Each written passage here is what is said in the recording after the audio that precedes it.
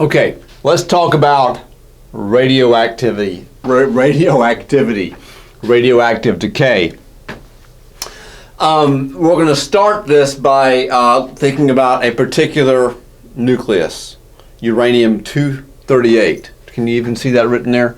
It's kind of dark down here. Uranium-238, which is the most abundant kind of uranium. Most of the uranium you find out in your dirt in your backyard, and it's out there, is uranium-238. Now, I said something. It's time to fess up. I made a big mistake in an earlier lecture. I said U-238 was stable. That is incorrect. Remember the difference between stable and unstable. A stable nucleus, if you put it there on your kitchen counter and you go out for a bite to eat and come back, it's still there. It won't change. It remains. It doesn't break down into anything else. It just sits there like a brick. Okay? An unstable nucleus does not remain itself forever. It has a lifetime. It turns into something else. Okay, strange but true. And I said earlier that uranium-238 was stable. It is not stable. Okay, it's pretty stable, as we'll see, and it's a lot more stable than uranium-235 that I compared it to, but I said it was stable, and it's not. So let's just move forward with that.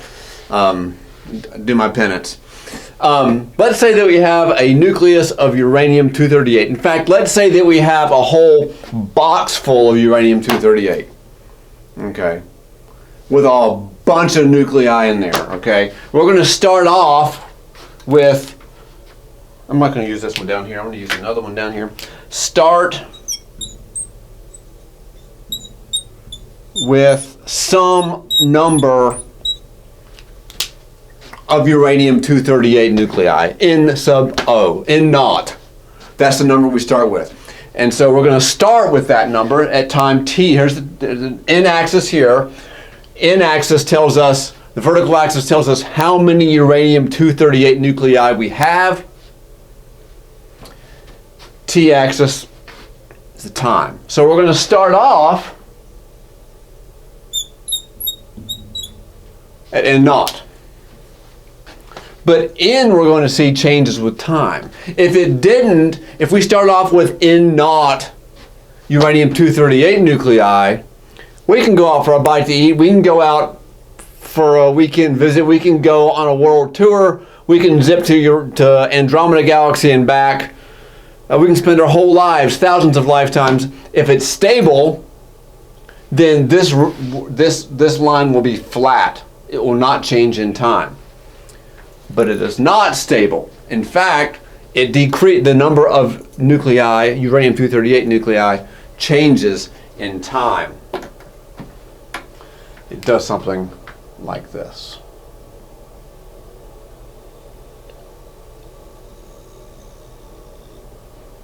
Okay, it starts to drop. Now, that looks kind of like I'm going to redraw that.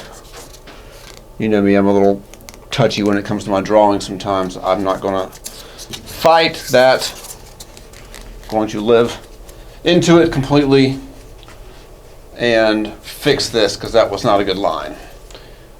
It's supposed to be a particular kind of curve, and I didn't make it quite curvy enough. That's much better. So the number of nuclei of uranium-238 nuclei will drop over time. As time goes on, we have less and less and less of it. So the amount of uranium-238 we have goes down. So we've got a big box full of it with N naught atoms, N naught nuclei of uranium-238. Over time, that number is going to go down. We come back later, there will be fewer than N naught. And the longer we wait to come back, the less and less there's going to be. Less and less than the original number, N naught. Those uranium-238 nuclei are going to turn into something. If they don't disappear, they don't into nothing, they don't zip off into space, they turn into something else. So this N here is the number of uranium-238 nuclei. It's not just any number, it's a number of those nuclei in particular. That's what the vertical axis measures, the number of uranium-238 nuclei. Now this curve here is not just any old curve, and that's why I was kind of making a little bit of a fuss about it a few minutes ago. Okay, that curve is n as a function of time. It doesn't mean n times t, it means n as a function of time. Okay, and that curve is equal to n naught times an exponential e. Remember e? I think we saw e before last semester somewhere. Didn't we see e somewhere? We did. I can't remember where. E to the minus lambda t. It's what we call an exponential decay. And it's a very special kind of decay, and we'll see why in just a few minutes. Okay, so n of t tells us the number of nuclei at time t. N naught is the number of nuclei at time t equals 0. When we started our clock there, the pink thing, N naught. T, of course, is the time. And lambda is known as the, I think it's called, believe it or not, the decay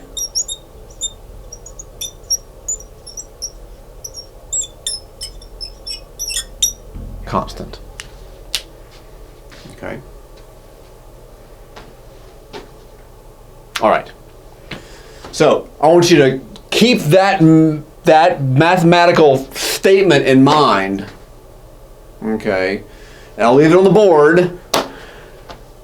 And I want to talk to you about something called half-life. And we're going to relate half-life back to this and to this. Half-life is a quantity associated with a particular nucleus. It's T subscript 1/2. How's that coming out? Yeah, that's okay. A little dark, but that's all right. Half-life. Here's how half-life works.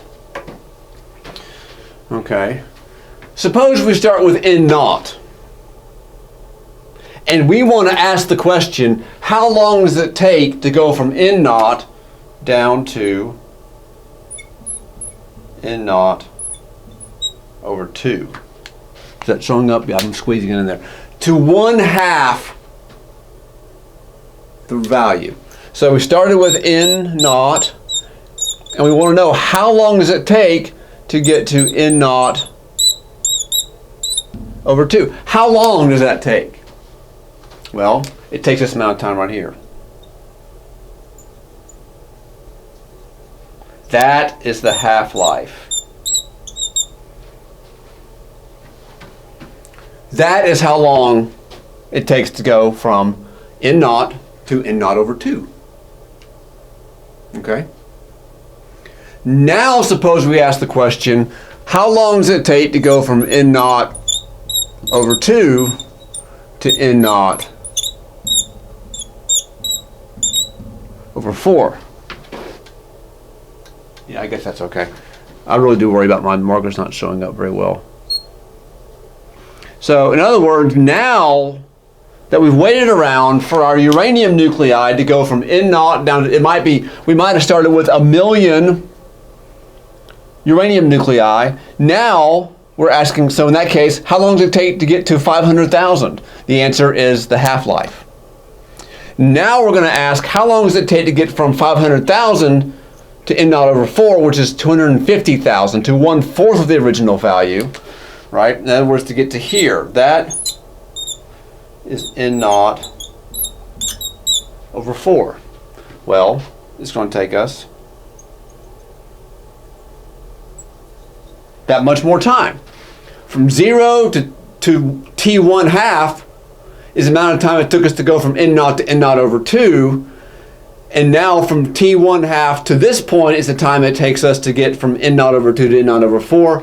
That time is also T 1/2. In other words, in both cases, the answer is T 1/2. So this time here is twice T 1/2.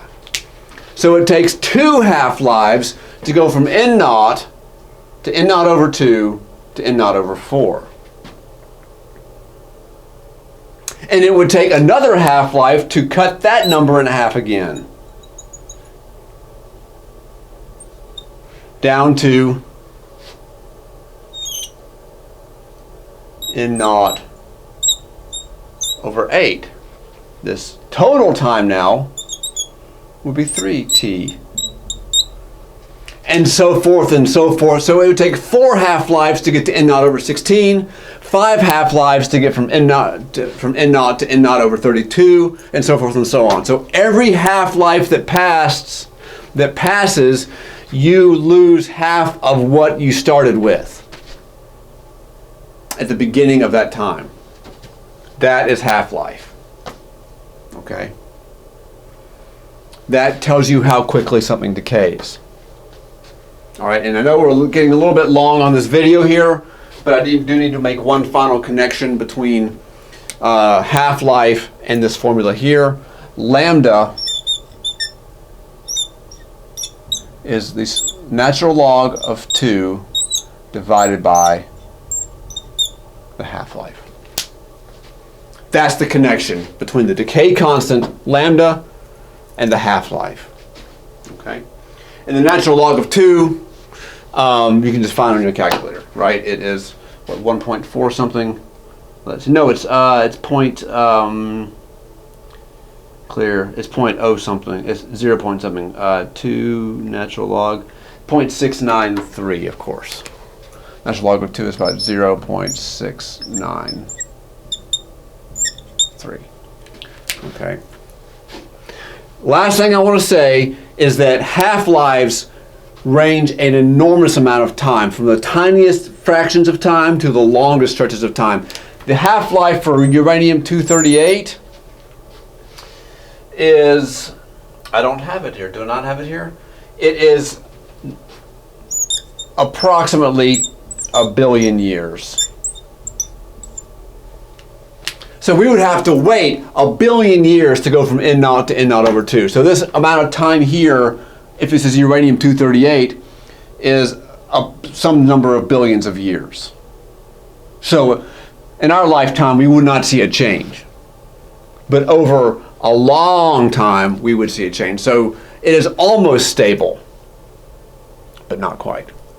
Half-life of uranium-238 is 10 to the 9th years. We'll see more half-lives as we go. And I'm going to talk to you now about several different ways that radioactive decay happens, and then we're going to come back at the end and do an example using all this. Okay, so pigeonhole this. It won't go away. I'll be right back.